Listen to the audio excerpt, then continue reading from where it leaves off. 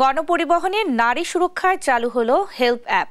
এই অ্যাপে নারীর প্রতি সহিংসতার কোনো ঘটনা লিপিবদ্ধ হলে তা তাৎক্ষণিকভাবে এফআইআর হিসেবে গণ্য হবে বলে জানিয়েছেন ডিএমপি কমিশনার। শনিবার রাজধানীর কারওয়ান বাজারের ডেইলি স্টার ভবনে হেল্প অ্যাপের উদ্বোধন করেন ডিএমপি কমিশনার শেখ মোহাম্মদ সাজ্জাদ আলী। এ সময় তিনি দুঃখ প্রকাশ করে বলেন, গণমাধ্যমে প্রচারিত সংবাদের থেকেও বেশি ধর্ষণের ঘটনা ঘটে।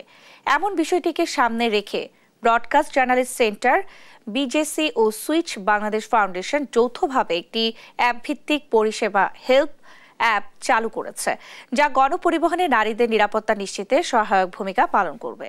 এর মাধ্যমে বিপদে পড়লে সহায়তা চাইতে পারবেন নারীরা।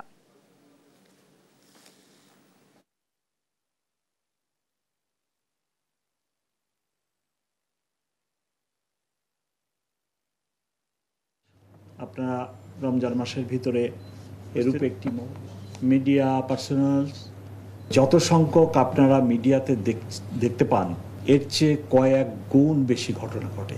এরূপ একটি যদি সার্ভে করা যেত যে কি পরিমাণ এরূপ ঘটনা হচ্ছে এবং তার কত সংখ্যক আমরা রেসপন্স করতেছি, তাহলে বোধহয় খুব ভালো।